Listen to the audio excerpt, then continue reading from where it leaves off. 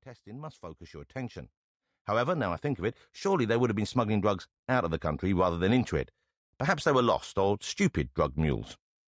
I added that qualifying yet in the sentence about me smuggling drugs, by the way, because you never know what the future might hold, and I don't want to make rash promises now that I might have trouble keeping later in life. Even though we were down Mexico way to work, we squeezed in a few afternoons off, one of which we spent at the amusement park that could be seen from my hotel room window. The hotel was new and super modern and incredibly tall, and seemed to have been built exclusively out of glass. Lovely to look at from the outside, rather terrifying to sleep in, especially on the 59th floor during an electrical storm.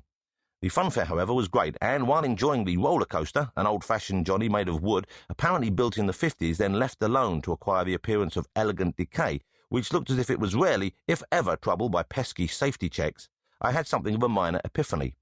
I love being scared when it's safe, but loathe the reality of actual fear. The swoops and drops that I willingly permitted the roller coaster to hurtle me through were fun because I expected them and had signed on for the experience.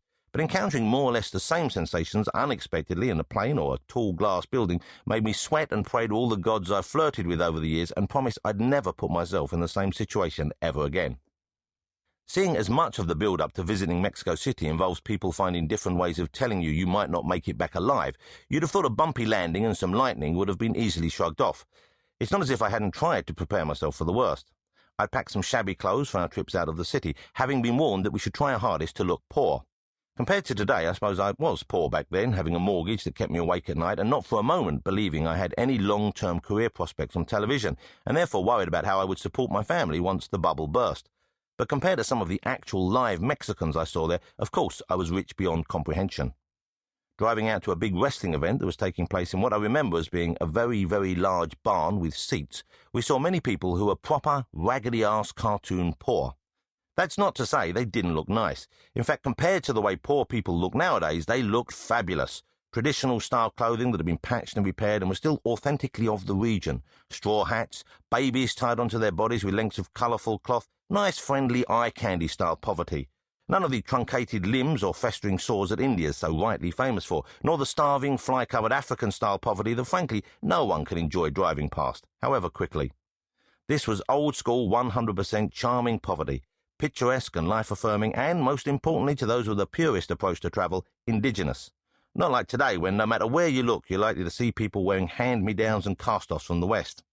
There were some pictures printed recently showing the survivors of an earthquake somewhere so far away I can't even remember its name. Along with the usual sporting brands of shirts, shorts and baseball caps that had been handed out to the survivors, one of them, a very old man, was wearing a Little Britain t-shirt with Daffy, the only gay in the village, on the front. That's just cruel, isn't it? Surely he had suffered enough already. Like many of you, I'm sure I sponsor some charmingly poor families in picturesque but underprivileged parts of the world. As part of the deal for setting up the standing order that ensures they receive a set amount each month, enough to help the village educate their kids and keep fresh water coming, they send you a picture of the families you are sponsoring, sometimes with a note from the children.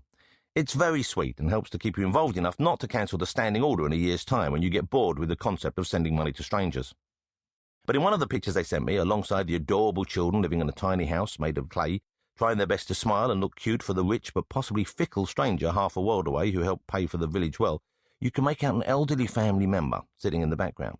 He's wearing a hooded sweatshirt that someone somewhere must have bought after going to see Bucks Fizz play live. Ah, the humiliation. I've tried to make out who was supporting them, and it might have been Dollar, but the old man is sitting at a funny angle and there's a crease in the shirt. And while I'm on the subject, would it not have been a good idea for them to clean up a little before the photo was taken? I don't expect it to look like a hello spread. Mustafa and Kamal show us around their charming mud hut, but surely they could have used one of their dodgy t-shirts to wipe the table and give the windows a clean. There's no better use for a curiosity killed the cat sleeveless tank top than a little light hovel dusting. Anyway, the Mexicans we met were mostly poor but fabulously friendly, and I fell in love with them, imagining how rich and fulfilling my life would be if I came back to live here. This is something I normally do when I encounter a new country with a new language and a new history. I get overly excited and start making all sorts of stupid, pointless promises that I never manage to keep.